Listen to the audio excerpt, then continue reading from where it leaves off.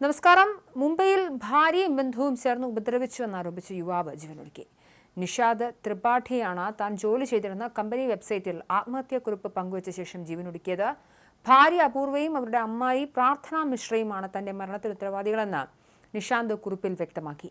March 2-നാണ് നിഷാന്തിനെ മരിച്ച നിലയിൽ കണ്ടെത്തിയത്. കഴിഞ്ഞ വെള്ളിയാഴ്ച മുംബൈയിലെ സഹാറ ഹോട്ടലിൽ മുറിയെടുത്തായിരുന്നു നിഷാന്ത് ആത്മഹത്യ ചെയ്തത്. തുടർന്ന് തന്നെ ശല്യപ്പെടുത്തരുതെന്ന് ഹോട്ടലുകാരോട് ആവശ്യപ്പെട്ടതിന് ശേഷമാണ് നിഷാന്ത് മുറിയെടുത്തത്. ദിവസങ്ങൾക്ക് ശേഷവും നിഷാന്തിനെ പുറത്തു കാണാതായതോടെ ഹോട്ടൽ ജീവനക്കാർ നടത്തിയ പരിശോധനയിലാണ് യുവാവിനെ മരിച്ച നിലയിൽ കണ്ടെത്തിയത്. ഉടൻ തന്നെ ഇവർ പോലീസിൽ അറിയിക്കുകയും ചെയ്തു. ഇത് നീ വായിക്കുമ്പോൾ ഞാൻ ഉണ്ടാവില്ല. എൻ്റെ ഈ അവസാന നിമിഷങ്ങളിൽ ഞാൻ നിന്നെ വെറുക്കേണ്ടതാണ്. പക്ഷേ ഈ അവസാന നിമിഷം ഞാൻ സ്നേഹം തിരഞ്ഞെടുക്കുന്നു.